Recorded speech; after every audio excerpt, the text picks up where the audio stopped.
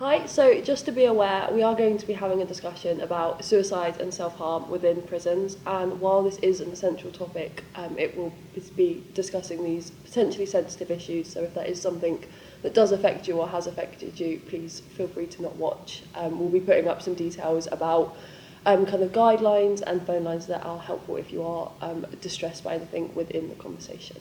And we are filming this in a socially distant, COVID-safe way. Cool.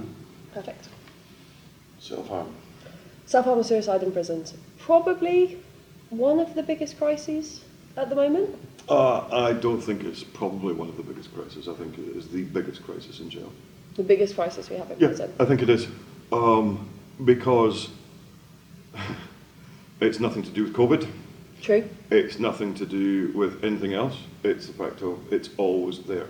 Yeah, and it's completely hidden from the general public's view. It's hidden from view because it's something that we don't want to talk about. It's something that the lords and masters in the Ministry of Justice don't want to admit happens inside jails. Despite the fact that it is every day, pretty much an everyday constant within prisons. So for suicides in jail, there is one soul that takes their own life every 4 days in jail. That's a fairly sad statistic. And it's been rising as well or fairly consistently high for 10 years. Yeah, as well. There's over 1,000 people that have died in jail in the last 10 years by their own hand. That's not natural causes. Effectively 1,000 death sentences.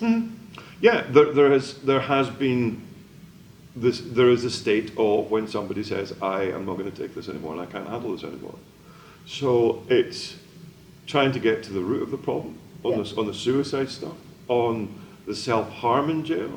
63,000 plus incidents last year of self-harm in jail, and some of the self-harm that goes on is unrecognised.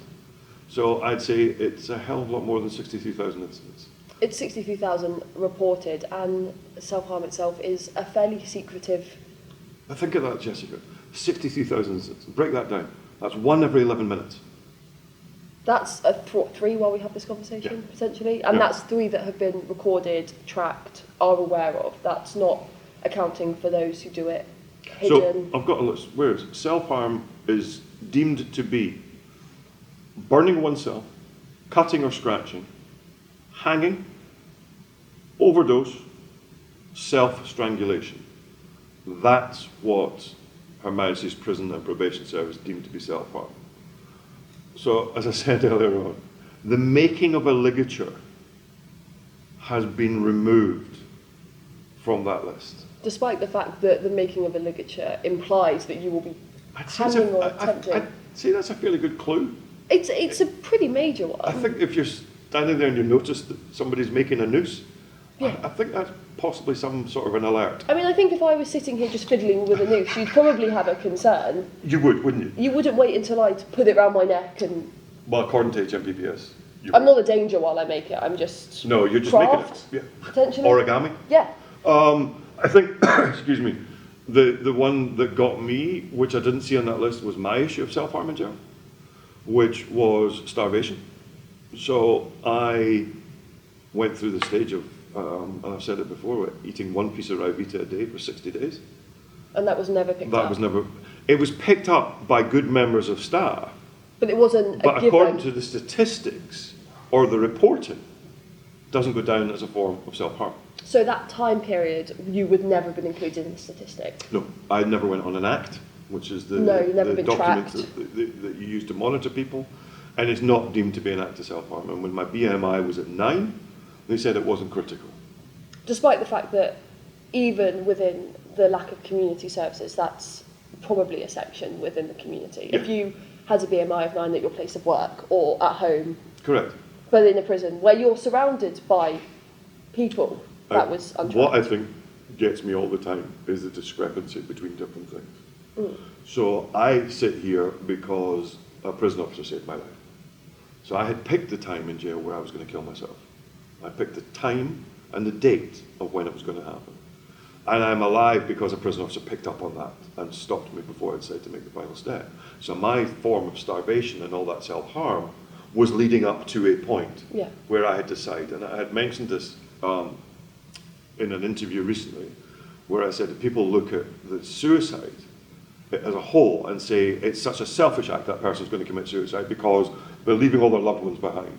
And I sit here and go, no. I decided it was the most selfless act that I could make because I thought I was the worst person that ever walked to God's planet, so God's planet would be better off without me in it. All this stuff that goes on, it's on the increase and it's not recognised enough. And people look at all these statistics that I have sitting in front of me. It's just a load of absolute rubbish, to be honest with you, because it's all about an individual's person. And as I've said before, and I keep saying again, I'm not interested in surrounding myself in my work with people who know the answers. I need to understand the question first. And if you can get to the root cause of that, and it's not always because prisons are stenches or have a stench of despair or disgusting, but this is a mental health issue. And when you've got in excess of 65% of our prisoners are registered with mental health issues, well, unless the government decides to tackle it, you might as well continue with the body bags that are coming out of the jails. And it's on the rise, so it's not being tackled. And I think it's interesting, we talk about this a lot, there's a million, BBC, Guardian, all those articles that come out every day that we all read on the train, talks about someone else that's died, someone else that's committed self-harm. That pain that you went through, that's 63,000 incidents of that level of human distress. And it's not a million miles away from us. It's not as hidden as we'd like it to be. And I don't think it should be hidden. No, I don't think it should be. I'm one of the ones that throughout the series that everybody gets to understand, that shouts and screams and beats his chest and stands on top of the table and goes, you better start listening, because it affects everybody. So as I said last night over dinner with a good friend, Martin Luther King once said that anything that affects one person directly affects everybody indirectly. And until we as a society start to understand that, then this won't change. Until, it sounds like I'm about to do a Che Guevara thing, long live the revolution. But that's what it needs, Jessica. We read it in the newspapers, but what do we do about it? We sit behind our keyboards and battle it as sitting there and going, you need to raise the opinion of it. It's the things that you do, and the things that I do, and the things that Gavin does, and the things that my fellow prisoners do. We're starting to raise the alert of this. But until society as a whole actually want to change it, out of sight, out of mind. I think it is so disturbing the more you think about it, the fact that an entire society doesn't care. Because let's be honest, those of us that are rallying for this are in the minority massively, and I don't know about you, but friends, family are almost confused as to why I would care. Yeah. Why do you care about people that you don't know that are self-harming? Why would you not? Because that, like you said, that affects us all. But that's humanity and decency, isn't it? I mean, I do it because I am an ex-prisoner, and I've sat in the cells with the people that have wanted to kill themselves, and I was one of the persons that wanted to kill myself, and there, but for the grace of God, go I. So I will spend the rest of my life until I have my dying breath shouting and screaming to people going, you need to stop this. And I do it because I was almost lucky enough that my experiences with self-harm and attempted suicide were in the community, and I was lucky that I had family and support from those around me, and it was still the worst period of my life, and I wasn't in the prison, I wasn't, locked up for 20 hours of the day. No, but I think that when you look at a lot of people that self-harm, it's not the location. No. It's the person. So I have a friend of mine who's a barrister down in Bath, and he's a fantastic individual, and he has a daughter who self-harms. And I have engaged with her on social media and stuff like that, purely because I want to try and understand the question. Yeah. And then you get the fact of when you ask and you say, well, can I ask why you self-harm? I'm not one to shy away from awkward questions. And if I offend by my questions, it's nothing, I don't mean to be offensive, it's because I've got a genuine interest in trying to understand it. And her thing was, I find it a release of pressure. That when everything gets on top of me, it's something you can control. I self-harm. So here's an interesting question. All right? Oh, this is going to be interesting. Here's a really interesting question. People who are prolific self-harmers. So they self-harm whether they're in the community or whether they're in jail. They self-harm. Are we wrong in saying we should be giving them safe places to self-harm? I don't think that that's a dangerous statement to suggest that if someone is a prolific self-harmer, we ensure that they do not put themselves in any more danger. Can you imagine? I mean, it would... Could you imagine the Daily Mail readers? I know. And HMPPS and the Ministry of Justice, if I sat in front of them going, I think we should be giving people in jail places to self-harm safely, so that they're not cutting themselves up with the end of a biro, or a makeshift shank made out of a toothbrush and a razor blade. If we do, we're helping them. If we give them a safe place, my answer is I think we're helping them.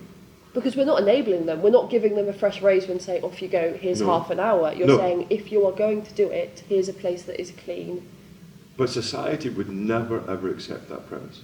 Despite the fact that you would probably save more lives, even through the complications of self-harm. And it's actually not a completely radical idea. When I was under care for my self-harm, it was something that was suggested by my therapist, in that idea of, if you're going to self-harm, do it safely. Make people aware of it. And as, you know, a teenager and as a young adult, of course I didn't, because I didn't want anyone to know I was self-harming. It's like me when my father found out I was smoking. He turned around and said, will you smoke in front of us, please, as opposed to down the back garden? The last thing I'm going to do is talk to my, you know, horrendously upset parents and say, by the way, Mum and Dad, I'm going to go and self-harm. However, if that had been something that I was open to, then I would 100% have been safer. I'd have received more medical care, you know, I would have healed better. And, you know, we start to see in some countries, off on a slight tangent, that allow safe places to take drugs. Yes. And those places have such a reduced death from those drug taking. You're not saying to people, go and self-harm. You're saying, if you're going to do it, which you probably are because you're prolific and you have a history, recorded history over years or decades, please be safe. Please have some autonomy over your... I could not agree with you more. My problem being is that in my world, in the criminal justice system, and specifically in prisons, we don't want to acknowledge that self-harm exists. We send out these things, quarterly results, don't we, which I'm sure you've seen, which is a quarterly... Just numbers. Which is basically just, in the 12 months to June 2020, there were 294 deaths in prison custody, a decrease of 5%. Of these, 76 deaths were self-inflicted, a decrease of 13%. But do they understand that 76 deaths, this is a piece of paper, we're talking about 76 lives. And I don't think we do, Jessica. I think that we look at it going, oh, well, look, we've got less deaths this year, so this is good. We haven't got zero, we just have slightly less. 76 deaths in anything would be horrendous. In a train crash, in a terrorist attack, is, you know, national mourning. But it's because we're prisoners, so nobody cares about it. Because we are the scum of the earth. Remember that. That's what the people think. Well, that is something that I'm constantly fighting, is the idea that prisoners are inherently bad people and therefore automatically don't seem to deserve any care, which is actually an incredibly disgusting opinion to have as a country. I witnessed in jail levels of humanity and decency from my fellow prisoners that I would never recognise in the outside of society. So yeah, there is that attitude of these are prisoners and lock them up and put away the key and put them on a treadmill. And if they self-harm, well, you know what, it's chlorinating the gene pool. That's a society that I want no part of. And you're talking about a society that refused to wear masks to protect the people around them. So largely... But do you also think, it's also the fact that I think the media, the fourth estate, play a huge role in this. They tell people, it's not to be all tin hat, but you're telling people what to think. And if your newspaper tells you, and your Twitter feed and your Facebook feed tell you that prisoners are bad people, and that self-harm is something that selfish people do, and when someone jumps in front of a train, you're worried that you can't get to the pub on time. Well, that's it. I can't believe somebody's killed themselves. I'm going to be late for the football match. Okay, but so how some kid's dad's not coming home? I think that society as a whole has a lot to answer for. In the prison system, the thing that I witnessed on a personal basis was that the prison officers take Oh, they do. They take every single death in custody personally. How could you not? You're surrounded by people. But the problem is then there's 6 levels above them that have never walked inside a prison, Yeah. who sit and make the decisions about taking the making of a ligature off because that way the reports aren't so high. That they take they take what they want to read out of the report to make it look good, because it goes back to the fact of whether it's the Ministry of Justice or whether it's the current prisons minister or the current Secretary of State for Justice. These are political, assignments, so they can't do stuff that makes them look bad. But they understand. If somebody comes back again with this, we're tough on crime rubbish. We've been tough on crime since jail started, for God's sake. That's why it exists. So when you turn around and say, what are you going to do about the 63,000 incidents of self-harm that actually only cover 14,000 prisoners? So the thing we were talking about earlier, a female who injures herself in prison does an average of 11.9 times. The male that injures himself in prison does an average of 4.6 times. So the incidents that are happening, it's because somebody's doing this 4.7, I don't know how you do 4.7 times, but are doing it 4.7 times. Or the lady that's hurting herself is doing it 11.9 times. You have to start you have to start looking for the question of why are they doing this? And it's not because they're in jail. There's a deep down-rooted problem with mental health. And unfortunately, the prisons exasperate that. So we look at the stuff that we're doing through COVID at the moment, where prolific self-harm, all the stuff that's been in the newspapers recently, self-harm is down in jails, violence is down in jails, and stop it. Prolific self-harm is down in jail. So the people who are serial self-harmers, and any act of self-harm is a mental health issue, whether it's an attention-seeking thing, because you have to be unstable to think that the only way you're going to get attention is by cutting yourself. Yeah. But the serial self-harm, prolific self-harm is down because the people feel safe at the moment. So a prolific self-harmer is a stressed individual. And to go through the example I gave earlier, the self-harm is a release. So we've taken that stress away from them. So I was talking to my friend about it a couple of weeks ago, and she came back with this sentence of self-containment. And I expanded it to being emotional containment. So in prison, when you're locked up, it's called cellular confinement. So I use these words of emotional containment. You're containing my emotions because you've taken me away from everything that stresses me out, because you've locked me up during COVID for 23 and a half hours a day. The half hour that I'm out is when I'm stressed. Yeah. But laws of averages mean more often than not I'm feeling safe. So, do you remember when we were growing up, we had a thing called a jack-in-the-box?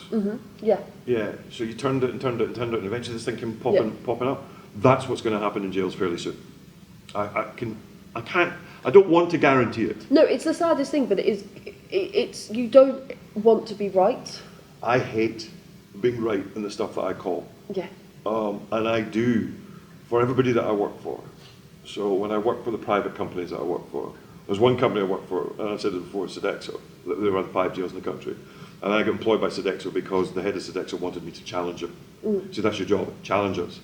And the same I do for Serco, and the same I do for HMPPS. So I don't want to be right in this, but I'm telling you now, I'm going to be right. That when you release the restrictions that are in the prisons just now, so at the moment they're on level 3, which is basically 23-hour lockup. Yeah. When you start removing that, you've got that jack-in-the-box problem, because you're taking the very things that the people who prolifically self-harm feel safe about, you're releasing that. So there's the jack-in-the-box. And that will come out in 3 ways.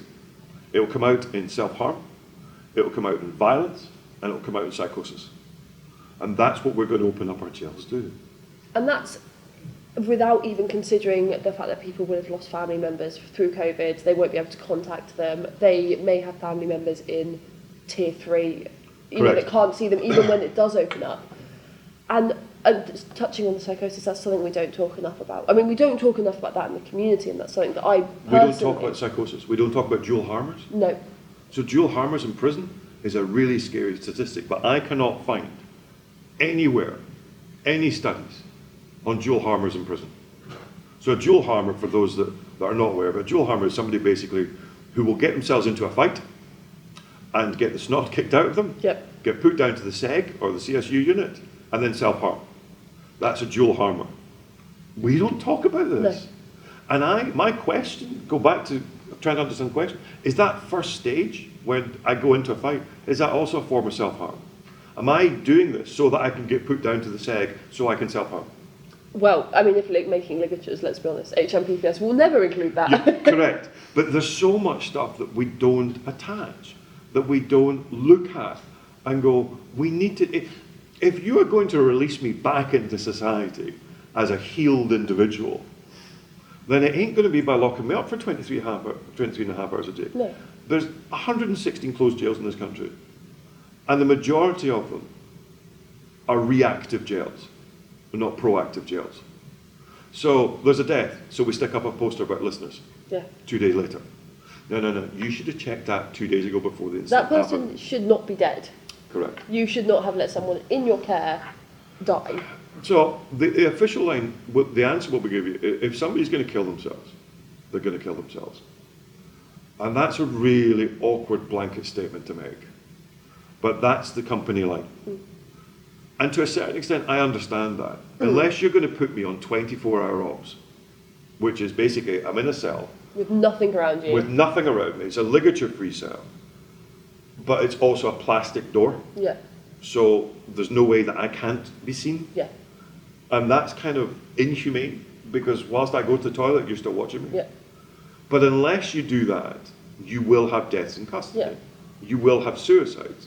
And I'm okay with that to a certain extent, Jessica, because you have suicides in the outside community. Mm-hmm. What I'm rallying against is, could we have done anything to prevent it? Yeah. So the stuff that comes out, which I, again, scream and shout about, is there's been a death at HMP Slade. It's inappropriate for us to comment further, but there will be lessons learned. So, swear word coming, bollocks. No, stop it. You're not learning. If you'd learnt, you'd have learnt by the end of January when 4 people have killed themselves, or longer, or more. You wouldn't be sat in December looking at 80 people? You would look at the prison ombudsman and understand that the recommendations that she makes, you need to pay heed to. You can't just say, it's a recommendation, we don't need to do it. You would pay heed to Peter Clark's HMIP inspections and look at the recommendations and go, all right, we need to change something. Which have all for 5 years. The majority of their safety recommendations have said prisoners are not safe here. There's no respect here. The job of my prison officers that I work with in jails is really simple. Safety and decency. Anything else is cream on top of the cake. Yeah. Keep me safe when I'm in jail and treat me decently when I'm in jail. And that's all I need you to do. I don't need you to be my best friend. I don't need you to come and put an arm around me and tell me everything's going to be okay, because it genuinely isn't. No. I'm in jail. Don't lie to me. Don't say to me, so fine, Michael, everything will be all right. No, it won't. I'm going to jail. I'm in jail. Something's gone This wrong is in my rock life. bottom. Yeah, you know what? This is as low as it gets. Yeah. But I will treat you decently and I'll keep you safe. And if you do that as somebody who, on a daily basis, suffers with mental health issues, then I'm okay with you. I suffer daily with mental health issues. I know that if a prison officer had said to me that when I went into jail, then I would have been okay. I would have got round it. It's to look at the statistics and say we're down from 63,000 to 58,000 and wave that like a flag of supremacy over my head makes me want to get a lighter and burn the flag to the freaking ground, because people are hurting themselves in jails and we have a moral obligation to stop them. It's one of those numbers that is, it's a bit like thinking about space, in that it's almost too big to comprehend the amount of human pain that is behind 60,000 incidents of self-harm. Because could you imagine even an NHS trust that had 60,000 incidents of self-harm in the hospital? It would be... I also think there's the fact of, I've never visited or worked in so many jails that run at 100 miles an hour to stand still. Yeah. Healthcare in prisons is a weird thing because, again, I breathe because of healthcare in prisons. I had a really bad episode when I was in jail, and it was a prison that I was in, and when I have severe problems, you'll know, my face changes colour. You can actually see I wear my mental health issues. You can see my face You can see the deterioration. My face will go grey. So I worked in the library in one of these jails, and I was going through a major problem. And I love libraries and jails, because they're staffed by civilians. So it's a little bit of oasis of calm inside the jail. And I was working, and one of the women came up to me and she went, "You're not well." And I went, "No, I'm fine," because I'm the big, strong, brave, egotistical, self-maniacal fool. No, I'm fine, I'm fine, don't worry about it." She went, "You're not." She goes, "I'm going to phone mental health." And they have an in-reach program in the jails. So she phoned them, and Jessica, not within 10 minutes, if that, somebody was there in front of me.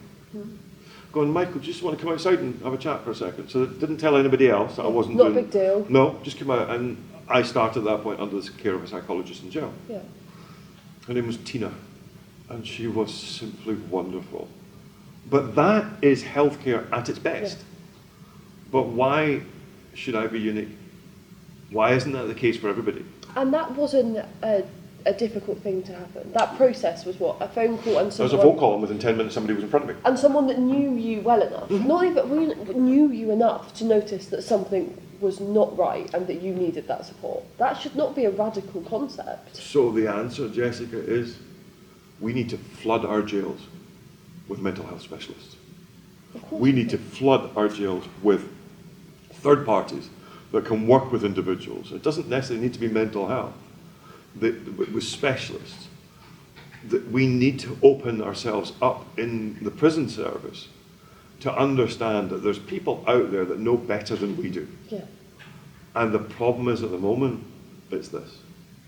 If we keep it behind closed doors, we don't have to talk about it. And if you keep doing that, you better keep buying body bags. And you can keep pretending as a country that you are doing a great job. You know, we haven't got any crime, everyone's in prison, it's fine. Yeah, and I've been in prison as a rotten individual. Oh, they're awful. Terrible people. We create mental health issues inside our jails. Don't get me wrong, we do, by locking people up for 23 and a half hours a day.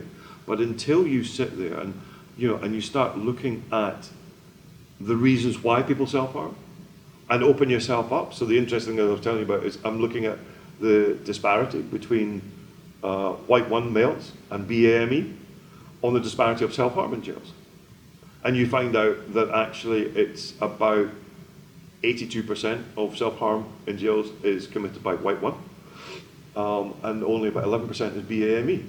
Now, as people that do know me understand I'm not scared of asking awkward questions and politically incorrect questions, but I need to know, is there a reason why BAME people do not self-harm in jails? And if there is, can I take that? Can we learn from that? And learn from it and take it to the W1s, because all the studies that we've got on self-harm are based on W1, because that's the majority of the cohort that self-harms. Well, you're not learning anything by that. Learn from people that don't self-harm, that are in the same position as somebody who does self-harm. And go, can I ask, why aren't you self... Now, okay, there's going to be triggers and stuff, and go, okay, I never thought about self-harming, thanks for reminding me. Yeah. There's always, you always run that risk. But you get to sit with people and go, okay, listen, so-and-so's doing this, you're doing this, can you teach? Can you talk to each other? And that's the other thing, though, don't you understand that? We don't talk to anybody. No, and we don't do that as a country, as individuals, as, it's still... And also, I think our mental health discussion in this country is very focused around, this is going to sound awful, the easier mental health illnesses. So we are happy to talk about our struggles with depression and anxiety, but the idea of discussing psychosis, schizophrenia, personality disorders, it's still too scary. We also, look, here's an interesting one.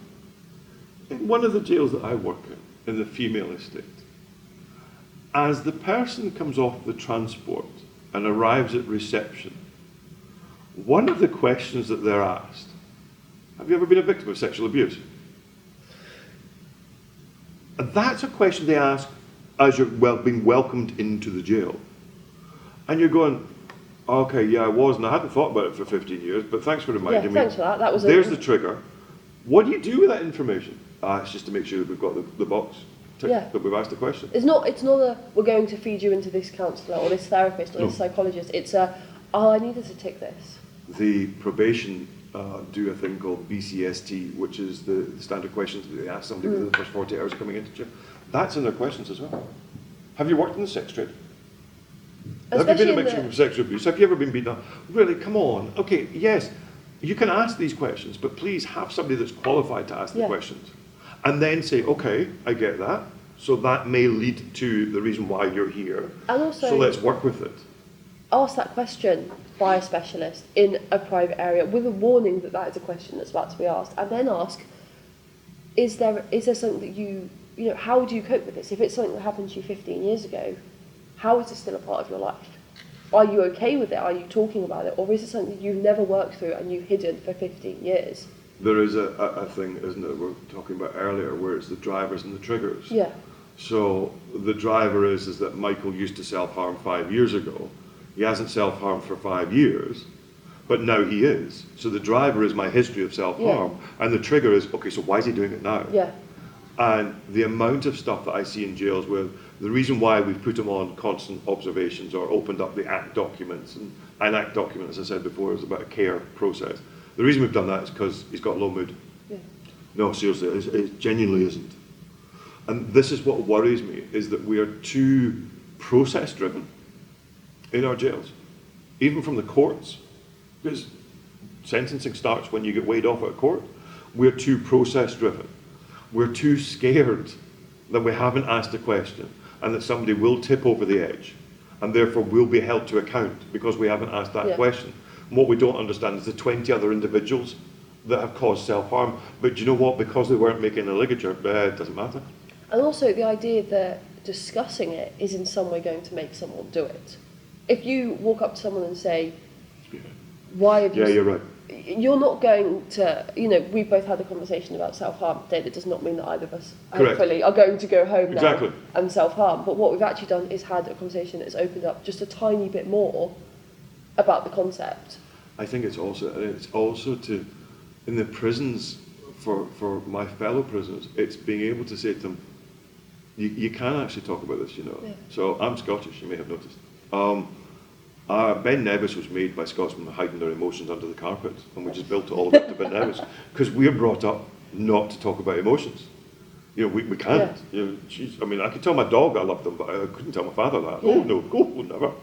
So it's to tell them that there is the ability out there to talk to people. The ability for the community now is that everybody uses mobile phones. Yeah. So the Samaritans lines basically don't get answered anymore because nobody calls the Samaritans. So there's an organisation out there called Give Us a Shout. That you can text. Which is brilliant. So why can't I allow that inside the jails? Yeah. Why can't, with a lot of young people unfortunately now going into custody, why can't we offer them that system? They've never been taught how to talk to a person. No, everything does the phones. And also a major part of this is you're talking about men self-harming. Yeah. And men are... they're bad at talking because they've never been taught how to talk or that it's acceptable to talk. Where was it I looked at? So the weird thing about the male side of it, I'm going to find it somewhere. I prepared something out of sticky back plastic and fair liquid bottles earlier. Where you look at the age, here it is. Look, I actually did my homework. You look at the age statistics of the people that self-harm in jail. And that's a kind of really... It's eye-opening, that is. So in the male estate, it's 25 to 39-year-olds. It's young men. Yeah. Really young men.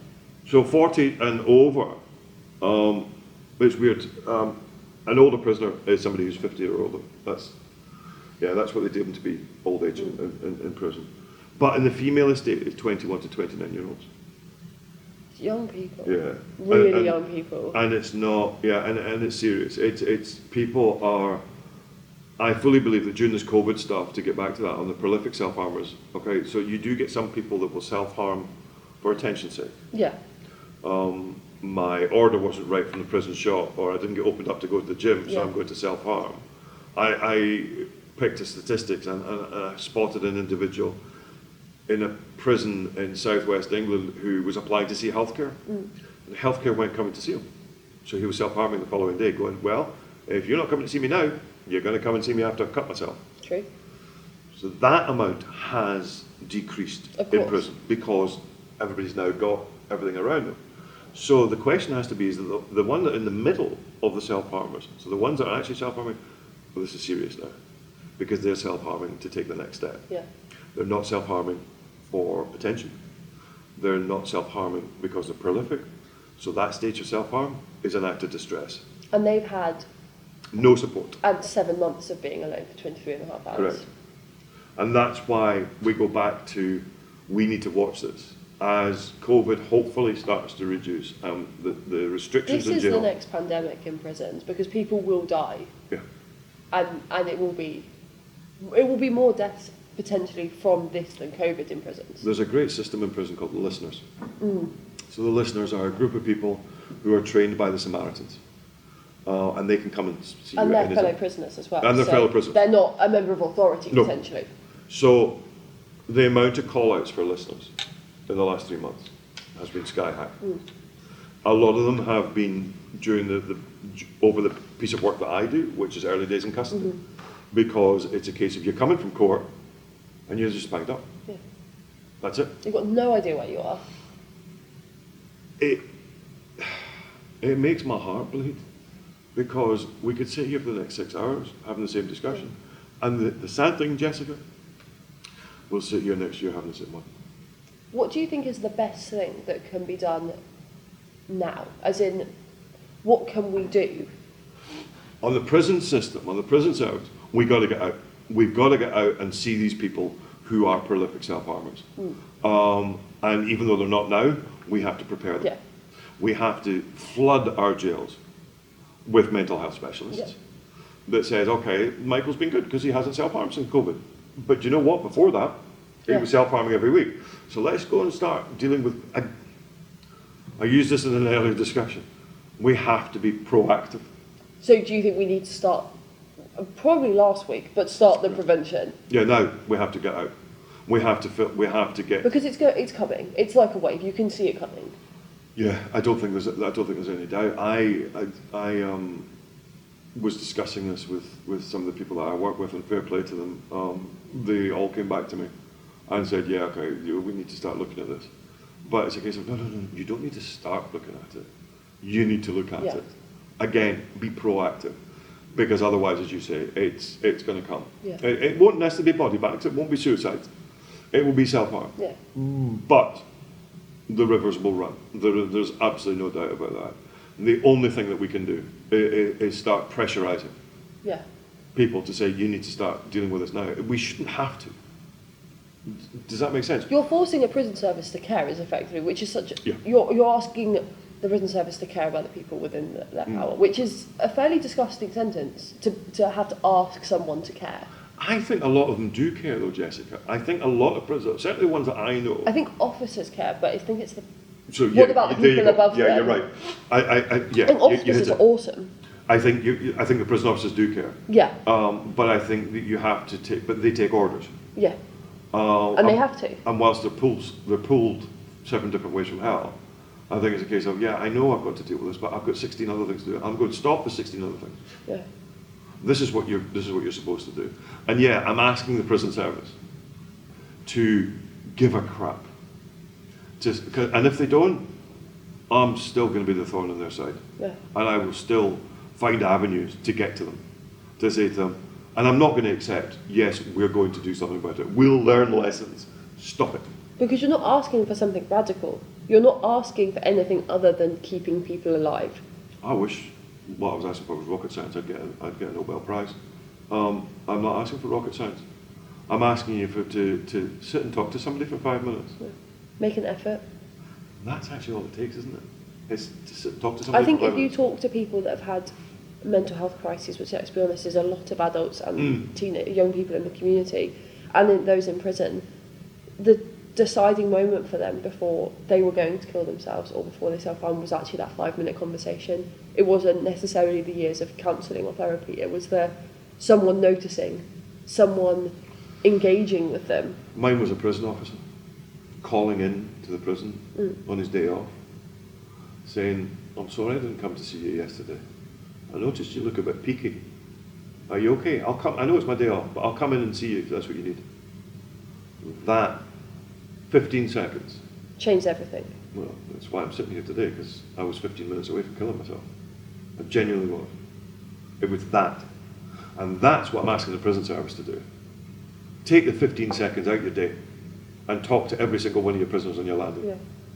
Talk, because you don't know which ones are going to hurt themselves. And it doesn't have to be a big question. It could be, what snacks have you got? What was the last thing you read? Mine thing was, I remembered when a prison officer used to open up our entire wing, and she opened the door every morning and went, good morning. Yeah, it's not difficult. And we all started laughing. We all started doing this. What did she just say? So what? We're used to stand by your bed. Good morning. Prison officers know this. Yeah.